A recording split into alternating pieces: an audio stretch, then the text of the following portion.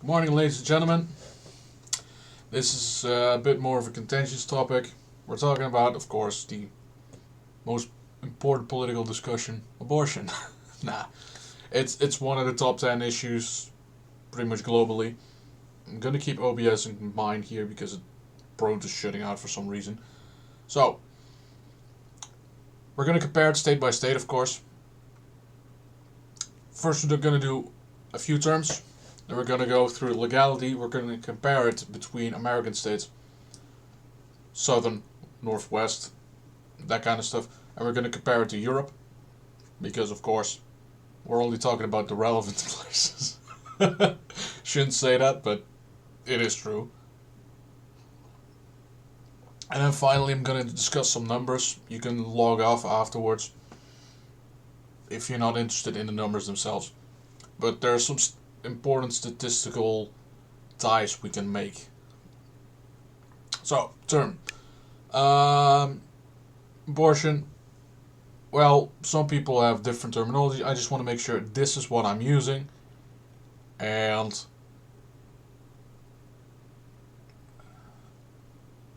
some legal terms may vary depending on the state. Each state has their individual topic. So Texas has a very expanded definition, as does Oklahoma, which is kind of funny, but I'm just using the scientific terminology here. So, termination of a pregnancy through medical intervention that does not result in a live birth. So, if you terminate a pregnancy with a cesarean section because labor isn't sufficient in delivering the baby, technically it's terminating a pregnancy because the child is being born, but because the child is alive, it's not an abortion, it is technically a cesarean section. Miscarriage, terminated in a pregnancy without any medical intervention. So if you don't take any pills, if you don't do any surgery, it would be a miscarriage. Now, I've seen some hyperbolic stuff, mainly on Twitter, but everything is hyperbolic there. Fun fact. Regarding the South Carolina law, I believe, that wanted to criminalize miscarriages. 100% false. I already pointed that out. So that is not even true. Then again, when you come to political discussions, people only tend to go for sound bites and they don't really go for the through informed discussions. And I think that's sad. That's where you get in a political system that revolves around political parties. Cardiac cell activity, basically the primitive state of a heartbeat within the baby. And then you have the last menstrual period, which speaks for itself. So, when it comes to the timeline of a pregnancy, there are three timelines you can use. You have the gestational age, which is related to the menstruation period. You have the fertilization, and then you have the implantation age. So it's dependent on which one you use. So, when your menstrual cycle begins, for the gestational age, that's day one. 2 weeks later, when fertilization takes place, that's the start of the timeline when it comes to the fertilization age. And finally, 5 days later, when it starts to implant into the womb, that's when you have the implantation age. Now, I have a albeit brief timeline regarding pregnancy. I'm using the gestational age here, just so you know. Ovulation, 2 weeks. Implantation is finished, it's a week later. Placenta starts to form at the 4th week. You get cardiac activity at the 6th. Facial features like the eyes, the nose, the mouth, the ears, they form a week later, so at week 7. Week 8, hands, feet.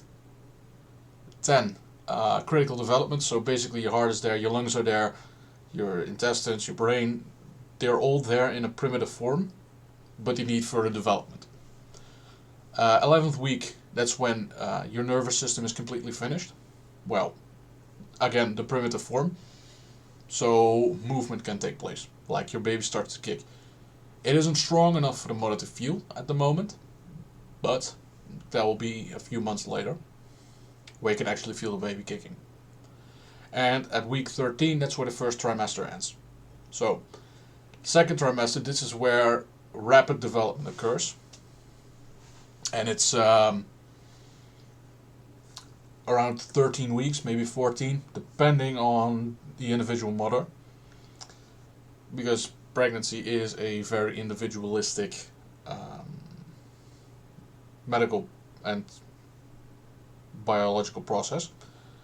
Week 14, facial expression, gestures with the hands. That's when that starts. Taste buds start to develop a week later. At week 15, you get a growth spurt at 16. So you start from a few ounces and it quickly adds up. And by the time you reach week 20, you have about a 2, maybe 3 pounder already. Skeletal development at week 17, so this is where the structure starts to change. So instead of the flexible bone structure, it becomes more rigid. And a week later, we can determine whether your child is a boy or a girl at week 18. 19, hair starts growing and it never stops growing. I always make that joke. 22 is when the child starts to hear the heartbeat of the mother. And then 4 weeks later, it starts practicing breathing. So you notice here, about 10 weeks to 13 weeks before the child is born, that's where breathing starts. And about this period, viability comes into play. So I believe the youngest child that was ever born at the moment is at week 20. A little later than that, 20 weeks plus a few days. That's when the youngest child today was born. I think it was about a year ago.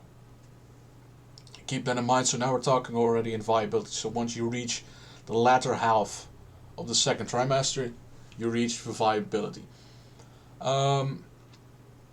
Eyesight start developing at week 28, brain development, the more advanced structures at 29. And basically, once you reach week 34, all development is done. The only thing that needs to be done is accumulating mass. And then at week 39, this is when the average woman is at full term. Now, if you're 40 weeks pregnant and you haven't had your birth yet, fine. It can happen. It can also happen that you are a little earlier. This is when you start to go to late term, so 40, week 40, 41. And once you have that, and you reach 41 and you haven't had it, then we need to induce labor. Otherwise, it's not good for the health of the mother. I see a few mistakes here. I'll correct it at a later date, because I'm probably ever going to remake this video once I am required to do so, and more information is brought to light regarding legislation. So, terminology, what got behind that, 8 minutes, prompt, that's fine. Now we're going to legislation. Particularly starting with America. Because of the beautiful system we have here with federalism, each individual state is allowed to have their own legislation regarding topics that are not explicitly written down by the Constitution and the responsibility of the Congress. Abortion is such an issue, which is why we had Dobbs v. Jackson, throwing it back to the individual states.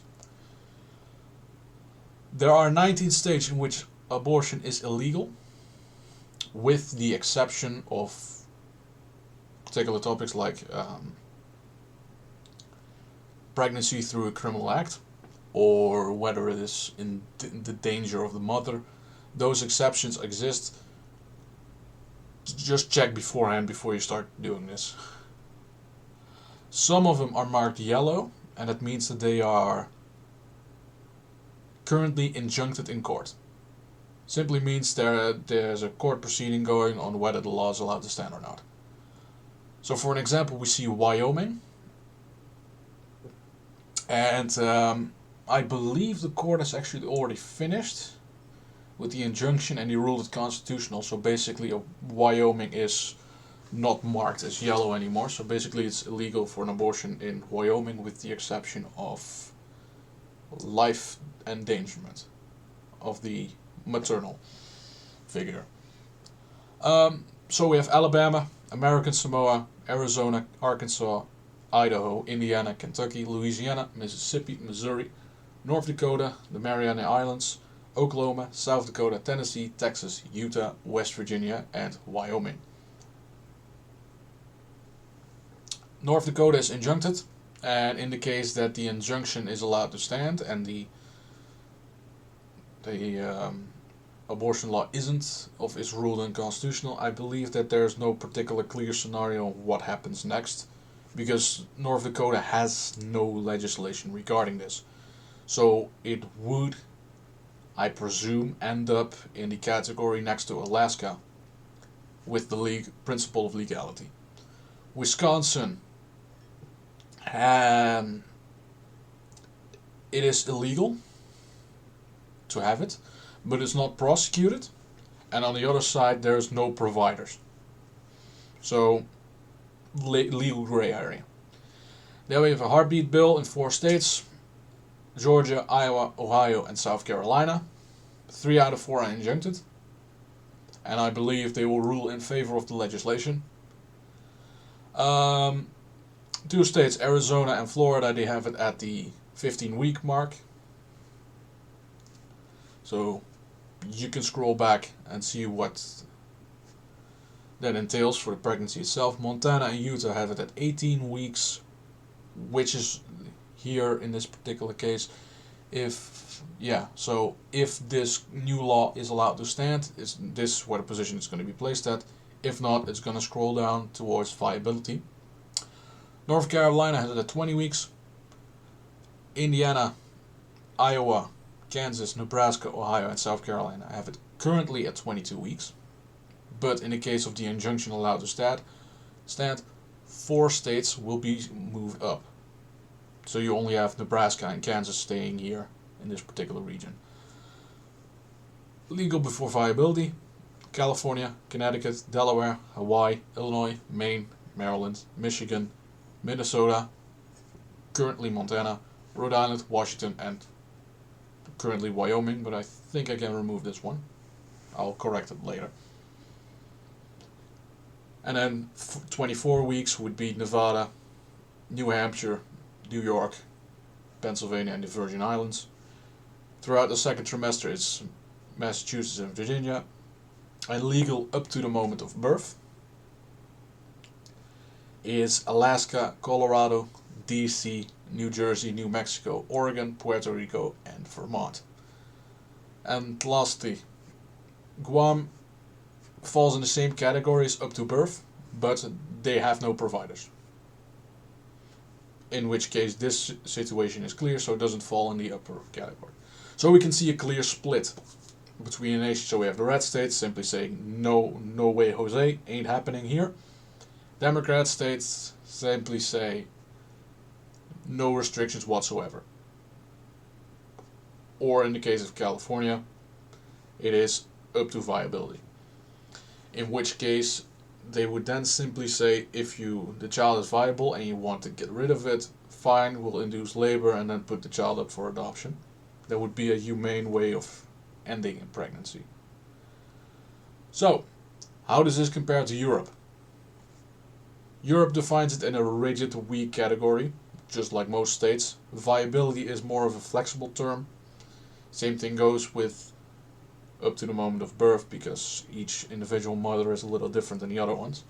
So, illegal in most cases: Andorra, Liechtenstein, Malta, Monaco, Poland, and the Vatican City. So in this particular case, they have the double effect rule in most of them, which simply means that it's from Catholic theory, which means that if both the child and the mother die, then it is permitted to take the life of the child to save the mother. That's what's called a double death effect, DDE.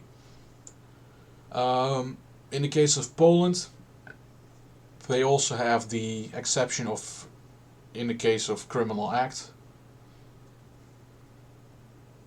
and see life endangerment, but that's basically the double effect.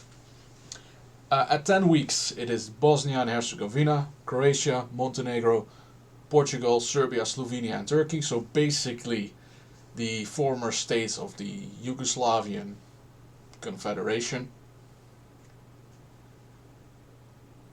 Well, the other half would be in the 12-week category. Then we move to Estonia, that has it at 11 weeks. The vast bulk of Europe, 29 nations, have it at 12 weeks. So it's Albania, Armenia, Azerbaijan, Belarus, Belgium, Bulgaria, Cyprus, the Czech Republic, Denmark, Finland, Georgia, Germany, Greece, Hungary, Ireland, Italy, Kazakhstan, Latvia, Lithuania, Luxembourg, Moldova, Northern Macedonia, Northern Ireland, Norway, Russia, San Marino, Slovakia, Switzerland, and Ukraine. Now, I have put some stars here, and it means that there are cases in which the limit is expanded, but it's in very rigid categories. So, for an example, in the case of a criminal act, 12 weeks is extended to 24 weeks. Or in a particular case of life endangerment, it too can be done. Austria's at 13 weeks, 14 weeks for France, Romania, and Spain. Sweden has it at 18, Iceland at 22, the Netherlands as the most retarded nation in Europe at 24 weeks, and the British Isles, with the exception of Northern Ireland, they have a very complicated system in which it simply means that there are no limits unless there are some, and it's a complete clusterfuck. Which is exactly how I expected Britain to be. Great job, guys. Penalties per state. Okay, so in 13, a little more, 18 states, there are some criminal penalties. Note, in all but 4 cases, there is no penalty on the patient. Most times it is a distinction whether it's an abortion or an attempted abortion. In the case that the abortion has been completed, the penalty is significantly increased. In most cases, it is a prison sentence. In some cases, there's a fine, and the fine is relatively low. So what we see here, Alabama, attempted abortion is between 1 and 10 years of prison sentence. Successful is between 10 and 99 years. That is, if you induce an abortion without the legal exception being there. In the case of Alabama, the legal exception is life endangerment. Arizona, there's a prison sentence of between 2 and 5 years. And in the 4th column, on the right, I've also stated that which legislative source there is, in the case you want to read it back. Arkansas, no more than 10 years in prison and a fine that does not exceed $100,000. So here we have discretionary punishment. For an example, if there's 1 abortion, okay. In the case that the doctor has induced 20 or 100, then they say, okay, max penalty. Idaho, between 2 and 5 years, no more than $5,000. Here in this particular case, it also states or. So if the prosecutor is pro-abortion, you're going to see a maximum penalty of $5,000. If they are anti-abortion, they're going to toss your ass in the brink for 5 years. And here's also the first state that actually prosecutes the patient. And they have a reduced sentence in the case of a prison term, but they're not going to throw you in prison for an abortion, so it's going to be a fine. Basically saying, if you're too poor, okay, here's a fine, and then be done with it. Just another tax. You could call that. Fucking horrendous. Alright, so then basically the rest of the states is at least 1 year. At the lowest 5, sometimes 10, sometimes 15 years. You can all read it. You can pause the page, whatever. We'll move on. Parental involvement. So in the case of a teen pregnancy, happens, regrettably, some states require parental involvement. Basically saying like, hey, your parents must know that the child is pregnant, so they can do something about it. For an example, make the boy responsible, saying like, you're gonna marry my daughter or else I'm gonna shoot you, or some shit like that. Can happen. It's called a shotgun wedding. Happens a lot, actually. So in the case of several states, so we have Connecticut, DC, Hawaii, Illinois, Maine, New Mexico, New York, Oregon, Vermont, and Washington, child can just get an abortion. They don't even have to notify the parents. And I think this is personally, I think this is a stupid idea, because in the case that a child gets pregnant, let's say a 14-year-old, you want to know who knocked the child up. If she was raped, you want the rapist in prison. Easy, right? So this is, for me, incomprehensible of why you would do it. One parent must be informed.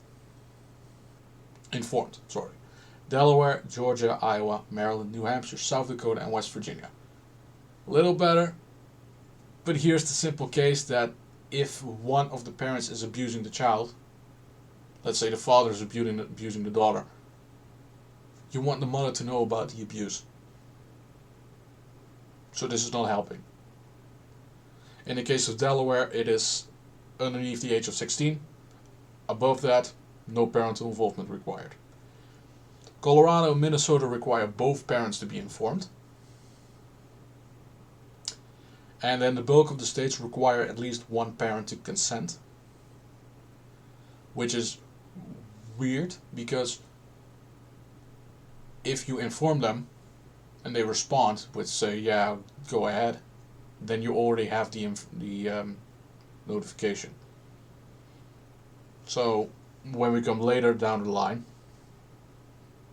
and let's say Florida or Oklahoma, you find that notification and consent is required, which is a little strange when it comes to legislation.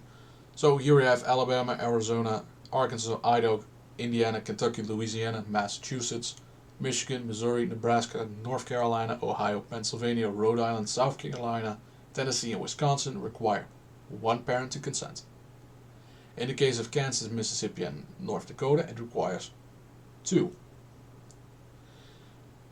And here we have the oxymoronic statement of one parent must consent and be informed,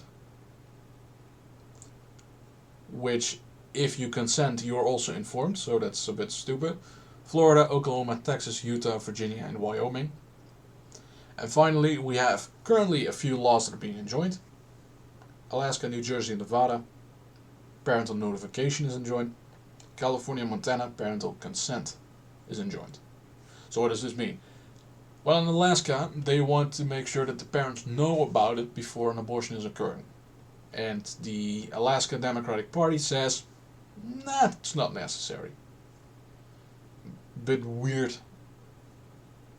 for me to understand, but whatever, right? Waiting periods. This is always a fun one in a discussion, whether it's regarding gun ownership or whether it's regarding abortion.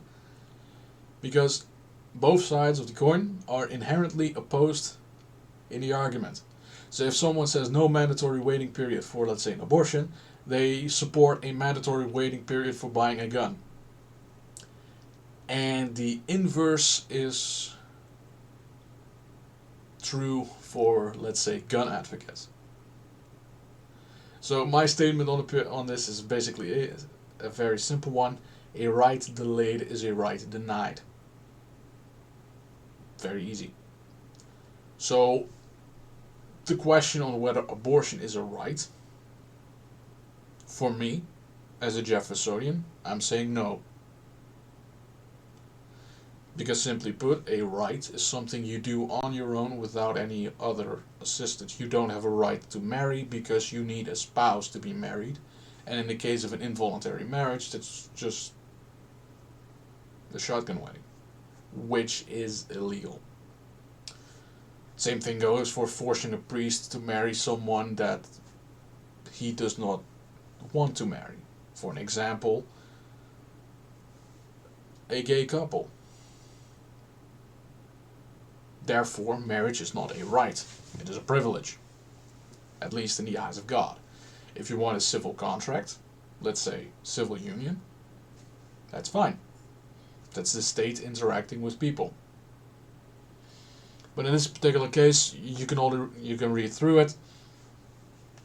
Waiting periods, it is either no waiting period or it's 24 hours or more, with the exception of Indiana. And in the case that the enjoyments fall flat, Florida and Montana fall in the third category as well, so more than 24 hours. Medicaid funding, basically state funding each individual abortion. So the further we go down the list, the more cases are being supported by taxpayer money. So in South Dakota, it's only if the mother is in danger. In any other circumstance, you pay for it yourself. When it comes to criminal act or life endangerment, the vast majority of states join in and draw the line there.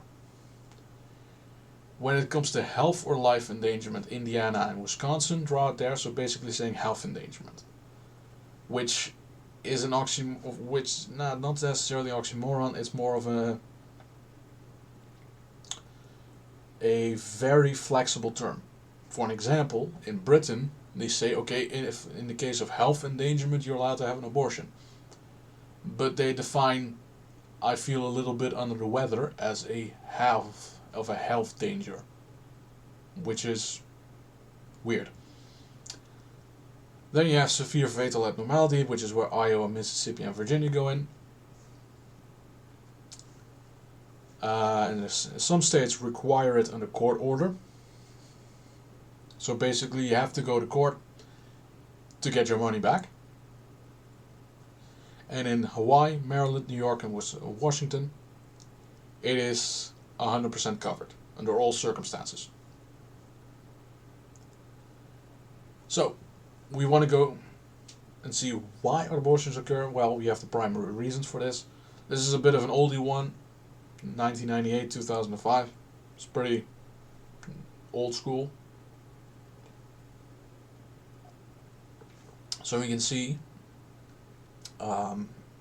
we have 25% of says that the most prioritized reason is that they don't want to be a mother at the moment, which is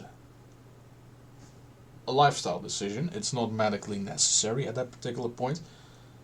21% states poverty as the primary reason. 14% says relationship problems, possibly domestic abuse. 12% say that the woman is too young, or the parents object. 11% would say it would disrupt employment or development. 8% states that don't want to have children. 3% state it is a risk of fetal health and therefore quality of life reasons to terminate the pregnancy. And 3% states risk to maternal health, and 2% for other cases. So, what we can see here with the primary reason is that the vast majority of them are for selfish reasons. Simple put. So in the case of the ones from poverty, I would simply state, okay, we have child benefits on taxpayer dollar. No one would disagree with that. That is something we should do. Whether it is domestic abuse, we should involve law enforcement and get the abuser out of the household. When it comes to disrupting education or employment, Just come on, you could have just used contraceptives, or you could have remained abstinent. I know, crazy idea, right? Do not indulge yourself in sin. Come on, man. All right, we have a later study of 1988, so it's a little earlier. It's a bit of a Reagan era. Reasons contributing. So this one is a multiple choice basically. So you can have multiple options. Bottom to top. So 2% fetal health problem was discovered. 5% of the women stated that they didn't know they could get one. 6% stated that timing didn't know that timing of abortion was important. 6% stated that some relationship or financial change occurred after pregnancy. 8% stated that she was pressured to not have it. 8% stated that they wanted to wait for a relationship change, basically waited for marriage or whether there was going to be a breakup. 1 in 4 took their time, which is a pretty weird decision, I would say, because prior to having a physical relationship with someone, I would assume you would think things through, but alright. 1 in 3 was afraid to tell their parents that they were pregnant. 1 in 2 experienced difficulty with making arrangements. And 71% misjudged the gestation. And there are 11% of other reasons. And here's a more up-to-date one. This is almost 20 years ago. But this is the most accurate data that I could find. So this is the Guttmacher Institute, which is essentially a pro-abortion site. Intellectual hub for this topic. 3/4 stated that their life would change, and therefore you wanted an abortion, which is a selfish reason. 73% said they couldn't afford it, which again, you may have to relocate your financial priorities. And in some particular cases, like today, where you have 100 streaming services and you want to have a subscription to all of them, it may be time to cut back on some of them, so you can take care of your child. So again, financial reasons, it would make more sense to get something of a financial planner instead of killing a child, but to each their own. Almost half didn't want to be a single mother or had relationship problems, which would be an easy solution. Force them to get married. Shotgun weddings, always a fine idea, right? No, but it's more about responsibility. And let's say 50 years ago, 60 years ago, if you knocked up a girl, you would marry her, period. It was the responsible thing to do. And we don't teach that responsibility anymore. Which is also why people have tremendous debt these days. They have their priorities all wrong. They focus too much on video games and all that shit, instead of being responsible citizens. 40%, almost 40% said they have had enough. In which particular case, why don't you, I don't know, get treated for that? In the case of a man, snip snip. In the case of a woman, tubes tied. If you don't want to get pregnant again, maybe you should have thought about it. 32% said, almost a third, not ready for another child. Again, I'm sorry, but you should have thought about it. If you weren't ready for another child, use contraceptives. It's not difficult. 1 in 4 didn't want the partner to know about the pregnancy. And I think this is quite a strange one. And it becomes quite relevant with the maturity of the individuals. If you don't think your partner is capable of handling you when you're pregnant, why sleep with them in the first place? Am I making too much sense here? Right. Slightly more than 2 out of 10, so 22% said they weren't mature enough to raise a child or another child. You damn right you are.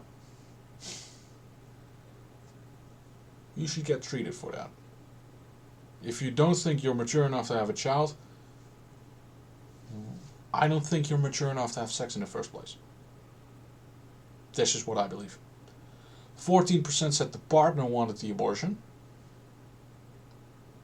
Okay. Again, this is the responsibility part, I believe. 30% said possible fetal health problems. And I think it's a little bit too quick on the trigger where you said there's a possibility of health concerns to just pull the plug immediately. When I have issues with my car, for an example, I don't immediately buy a new car because I hear a strange noise. I just go, turn the radio down, listen to it, see if I can locate it, and see if I can fix it. Or in the case that I'm incapable of fixing it, I go to my mechanic and say, hey, I'm hearing a strange noise, can you check it out? There's no need to immediately buy a new car. Or in this particular case, terminate the child. If it was proven that there was a fetal health problem, I can understand. But you don't have any certainty at the moment. So that's strange. Same goes for possible maternal health problems. About the same proportion. If you have proven that there's health problems, okay, fine. But you don't have the certainty. 6% stated that the parents wanted the abortion,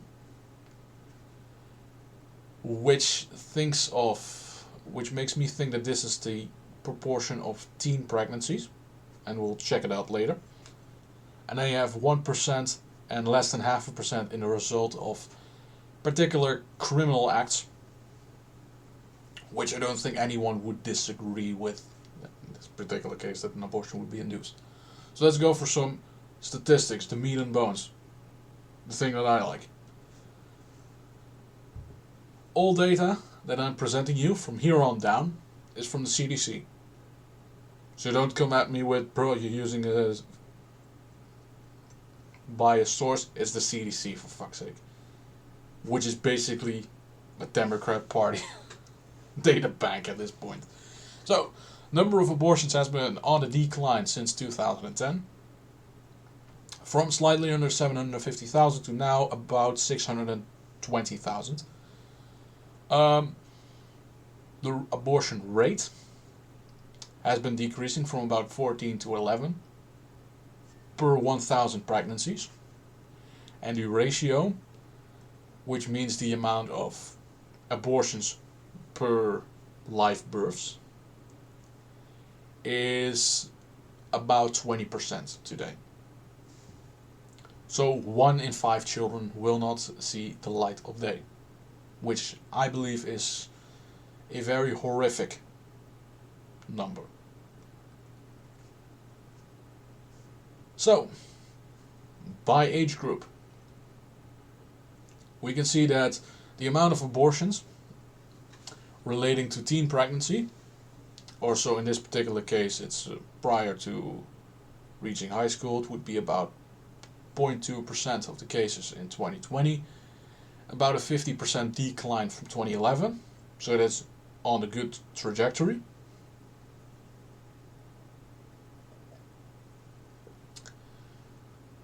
Then we have between 15 and 19 year olds. It's also decreasing when it comes to a fraction over the entirety of the population. But what we do see is an increase in the abortion ratio. So the numbers here is, the first row is the percentage of abortions over the entirety of the population. The second one is the abortion rate, and the third one is the ratio. So in the particular case of teen pregnancies, it is 81% abortion rate. In the case of between 15 and 19-year-olds, it's a 35% abortion rate, which is increasing. Between 20 and 24-year-olds, it's about 28%, both when it comes to the fraction of the population and the fraction of pregnancies. 25 to 29-year-olds, about 30%, 20% abortion ratio. 30 and 34-year-olds, about 20%, 12%.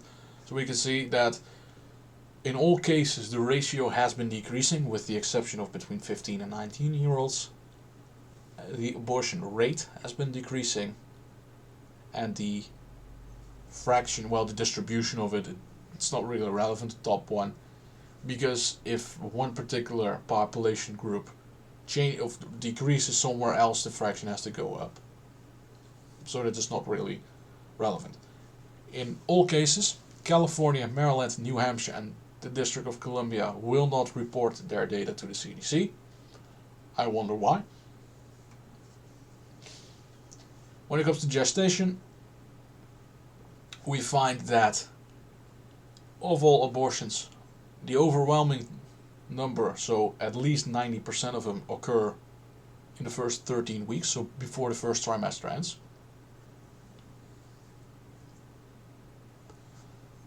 And this is just a percentage of each termination. Here we have the fatality numbers per 100,000 pregnancies. So we can see at the start of Roe v. Wade, so that's 1973, the fatality was about 2 out of 100,000. So when you say getting an abortion is incredibly dangerous, not necessarily true. For now it's about 2 in the middle. So in this particular case, if we multiply it by 10, then we can see that between the period of 2013 to 2019, it is 4 out of 1 million that die because of an abortion. Still too many, in my opinion, but it's relatively safe. Number has been decreasing, and here's something when it comes to the numbers itself in the bar chart. Illegal abortions are actually safer than legal ones, which was the argument that abortion should be legalized because illegal abortions are much more dangerous, but the statistics prove the exact opposite. Fun argument, right? There are lies, damn lies, and then there's the statistics. That's statistics. Damn, I can't speak today. Alright, we're reaching the 45-minute mark, so I'm just going to go quickly over this one. I have 9 interstate subdivisions. I've ordered them for each individual states. If the states are notifying the data, you'll find them here.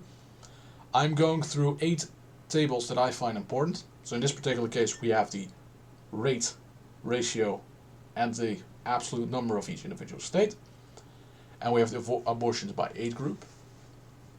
What we see here, in the top one, we have each individual state, the number of abortions, and their fraction within their particular interstate division. So what we see, more than half of the abortions within New England occur in Massachusetts. And New Hampshire isn't reporting data, but I believe there would be about the same number of abortions in Vermont, let's say, than the rest. So we have the rate, which is about 10 per 1,000 pregnancies and in an abortion, and here's the ratio, which is about 25%.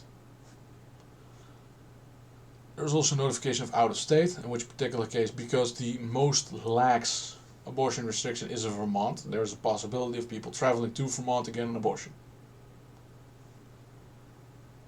Percentage fraction, so we can see the vast majority of cases, or the plurality of cases, is in the category between 20 and 29. And this basically is the same thing as your standardized Gaussian chart, or bell curve. Here's the number of pregnancies reporting. So what does it mean? We have all the cases here. And in the case of Connecticut, 8 cases have not reported the age of the woman that got the pregnancy, so therefore is reporting as a 99.9% rate of the numbers. So keep in mind, in some cases it isn't required to provide a name of the age of the woman, or in the case that you can't identify the age. For an example, she didn't bring her ID with her, things like that. So next one, we have abortion by race, and the adolescent state. So between 15 and 19 year old, or between 19 and 0 technically. So most states don't want to report particular characteristics like this, because who cares? But in my particular statistical outlook, I think it's important, because I want to preserve every single life. And in this particular case, we can find that in Connecticut, it's about a third white, a third Hispanic, about 25% black, and then the remainder 6%. So we can look in each particular characteristics and find, okay, what is contributing to the reason. If it's poverty related, we can have specific neighborhoods that need to benefit from welfare programs, for an example, so we can save more lives. In the case of Vermont, 87% of abortions are of white people, which is about proportional with the demographics of Vermont. 98% reporting, 98.6 in the case of Connecticut. The other states don't report this data. In the case of teen pregnancy, we find that the vast majority of abortions occur right over here. So between 18 and 19-year-olds. So when it comes to the prepubescent stage, it rarely occurs. How about marital status? Now, it's obvious that unmarried couples tend to have more abortions. And in this particular case, it's a 3-to-1, maybe 4-to-1 ratio. Previous children. So if you say, okay, we need abortion because I already have 3 kids, okay, we go in this category, we see it's about 10%. So the majority of cases, or plurality in some states, it says that they haven't had a child before. And in the case of previous induced abortion, so the argument becomes that in that particular case they're using abortion as birth control. Well, we find the majority of cases they never had an abortion before. And we can find that the 1 in 5 to 1 in 4 category, they've had one before.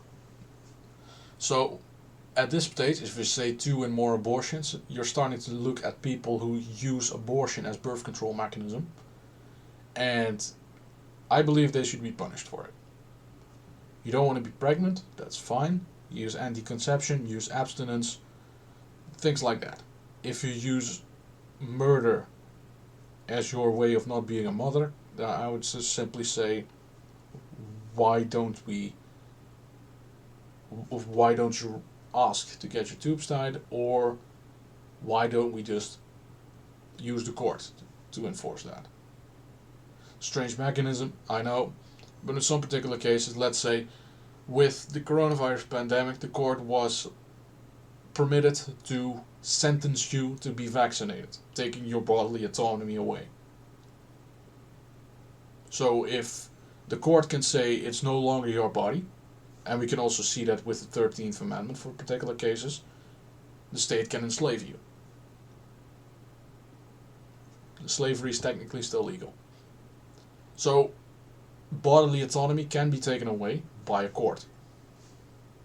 And I think for people that use abortion as birth control, we should look at the court to see if there is precedent or a willingness to use the same methodology. So by weeks of gestation, this is the last one, we can also find that some states don't report it. But what we see, again, we see the vast majority end up in the first trimester, and this is afterwards. So let's say Florida has a 15-week ban. Then this particular section does not exist anymore, legally speaking.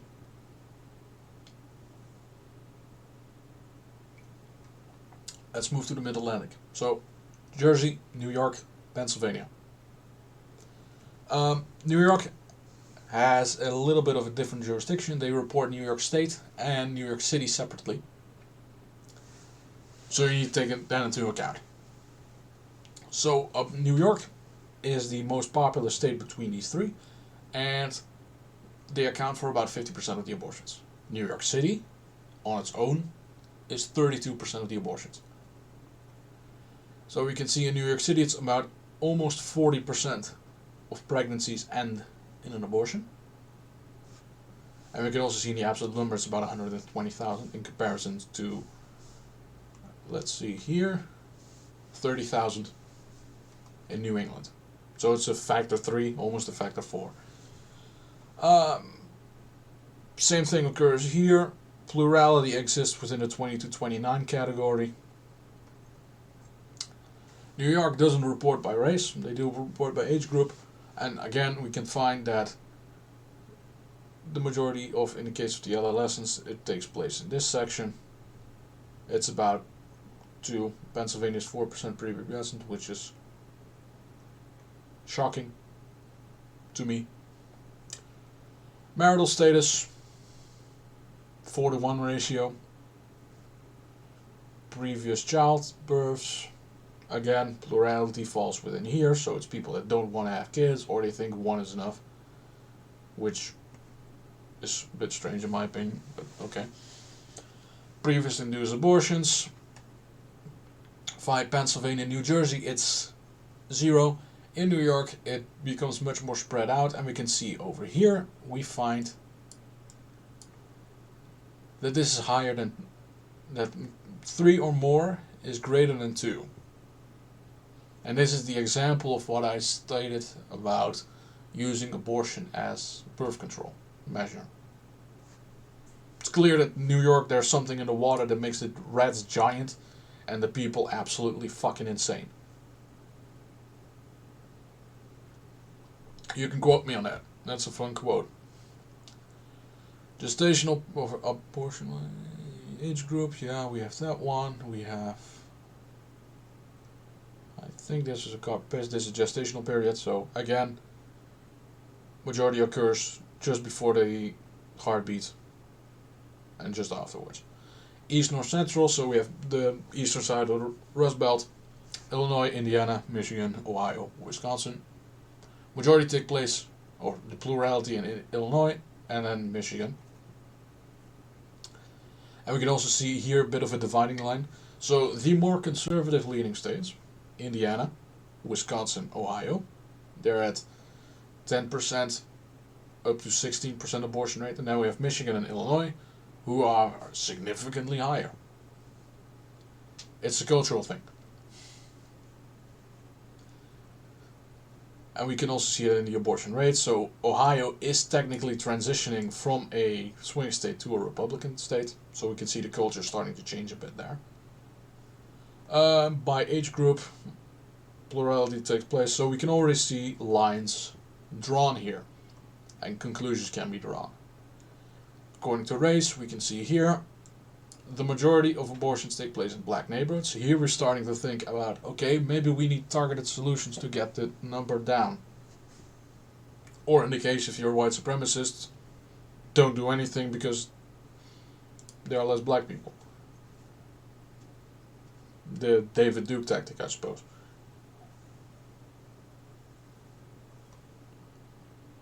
Marital status.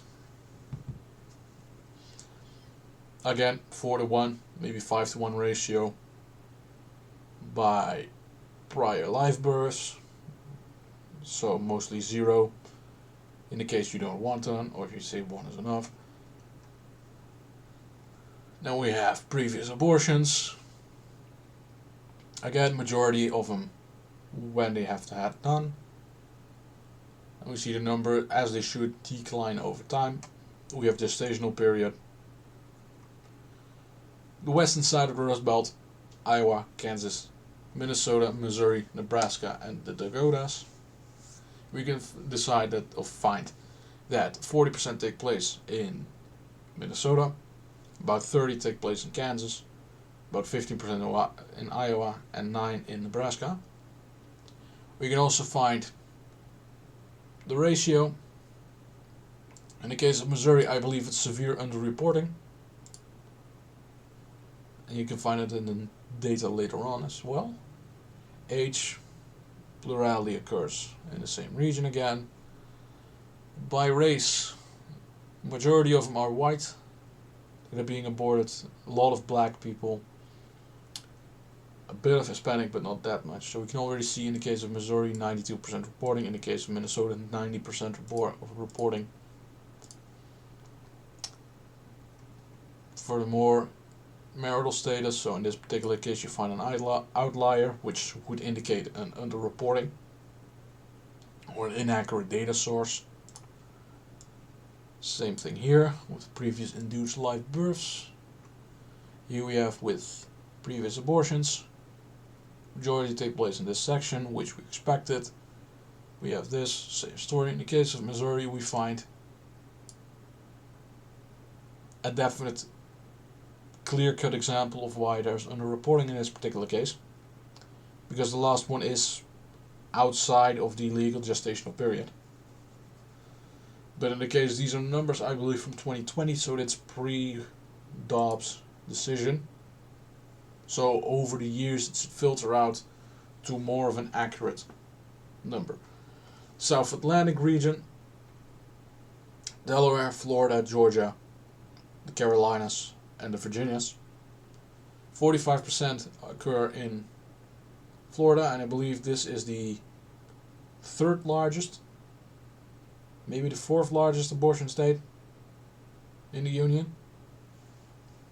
Says enough about the so-called conservative Ron DeSantis. 35% of pregnancies in Florida end in an abortion, in comparison to the much more conservative state of South Carolina, which has it at 10%. Age, same story. By race, and here we can see in the South we have a particular shift, and we can see the plurality is consistently in the black category. So when the pro-life side is talking about planned eugenics, and in this particular case the systematic eradication of black people, this is what they're referring to. By the way, Maryland does not report their data, also represented here. The only exception to the rule here is West Virginia, which again does it proportionally. We have the age, or in this particular case teen pregnancies. Plurality are here, can't speak today again. Now we have this one as well. This covers the overwhelming. So teen pregnancy technically occurs, but most of them are of legal age, which we see. Marital status, again, 3 to 1 ratio, or 4 to 1. Previous live births, plurality take place in this section. Previous induced abortions, we have this side, and we see that Virginia is a much more liberal state, and it's shifted much more towards the wide side.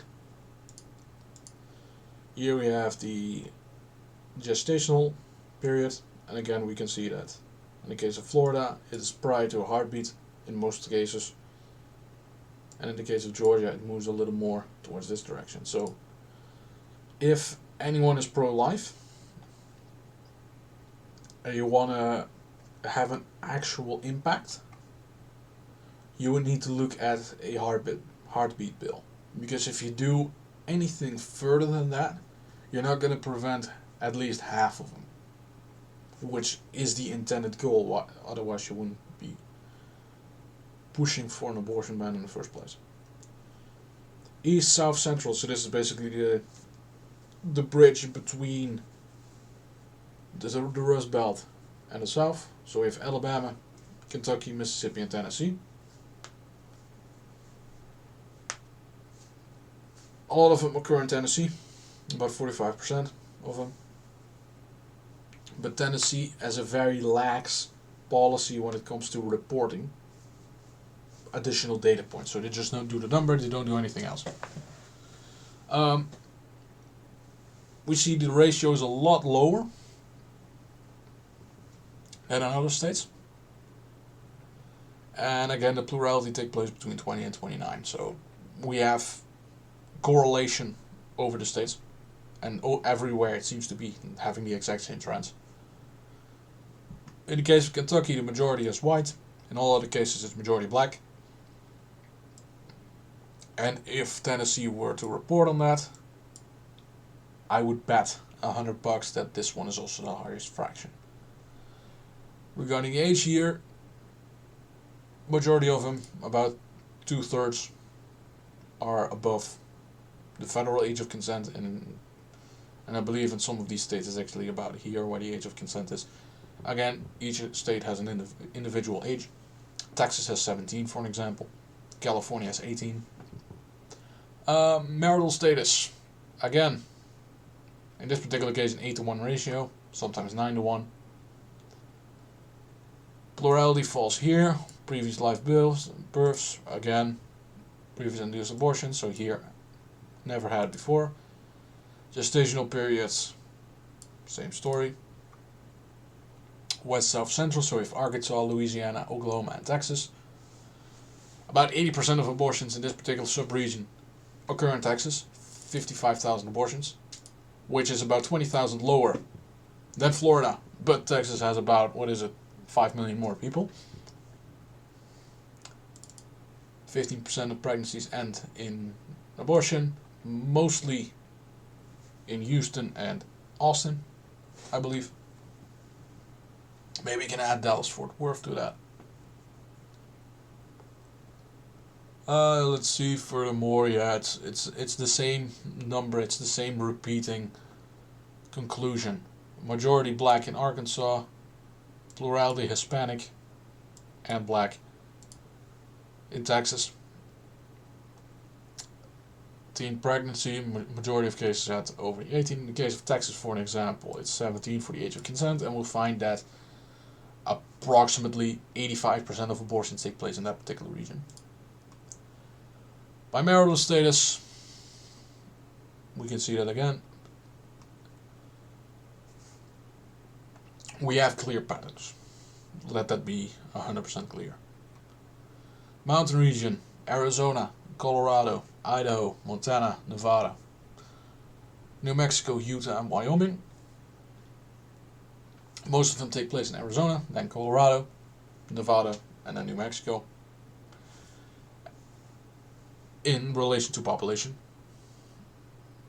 And we can also see here the ratio in Nevada is the highest with 25%.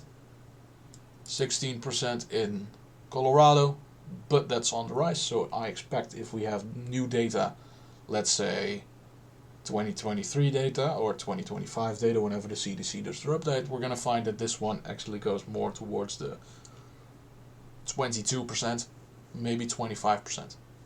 A lot of Californians moving to Colorado. For the rest, obvious what happens here. In the case of Arizona, plurality Hispanic, majority Hispanic here. And in the rest, it's majority or plurality white. Teen pregnancy again, so we can find the same numbers over on this direction. Montana, I believe, has 16 as age of consent, so we can see that it's 80 or it's 93% or something like that. Yeah, 92.5% of legal age. Now we have marital status, 3-to-1 ratio, sometimes 4-to-1 ratio, previous induced births. Again, plurality never had kids before. And here in Montana, Montana being the more libertarian leaning state out of this entire region, we see something strange happening. Checking the OBS recording. Oh, it's still going. 43% never had an abortion before. 37% had one before. and then 13 to 6, becoming 2 or 3 or more. So what we see here is that Montana is using it as a birth control mechanism, or in this particular case, Montana's women. And I think Montana is kind of a college state, so we can, let's see if we have that, and we can compare it to, let's say, the age in Montana. So here we see here's the majority. So this would be the age of college students. It's a little higher on this side. It's about average here. Yeah, I think we have correlation there. Gestational age, same story. In case of Montana, it's a little more smeared out. And finally, Pacific region. Alaska, Hawaii, Oregon, Washington, California doesn't report the data. So 62% is from Washington, with 26 from Oregon. But in the case California would be reporting, California would reach, I would say, 60%, maybe 70% on its own.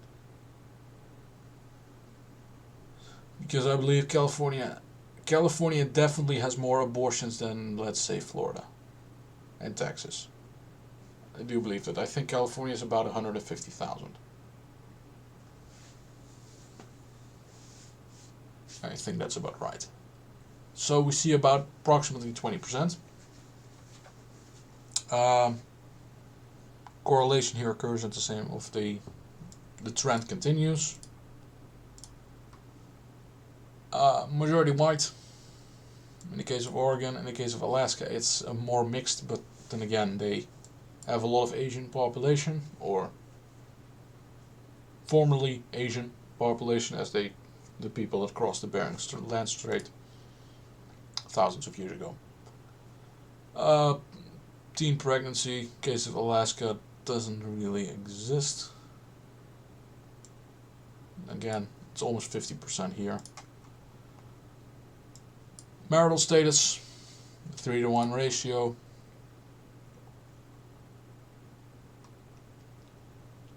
There's not really much further to note here, because there aren't really any outliers. So I've had the numbers. I decided not to do any European numbers because I think that's just irrelevant in this particular stage. So I hope you enjoyed it. I hope I haven't been too long-winded and off the cuff and distracted. Happens a lot. Now, in the particular case that I have a topic that I'd like to talk about, I can be long-winded, I can be completely distracted, and I can talk about hundreds of things, and on and on and on it goes. I'm trying to stop that because it simply isn't interesting for you. So I'll keep it at this. Thank you kindly for watching.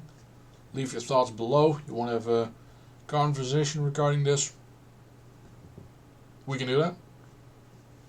I like talking to people. I like talking to people that disagree with me because I don't want to be in an echo chamber. And I like talking to people that are friendly, I would say. If you're to name call, piss off, do that somewhere else. Probably on the pedophile infested social media platform called Mastodon. Go there. Or Tribal. Because that's where they are. Thank you for watching. Cheers, and I'll hope not to be distracted for too long, so goodbye.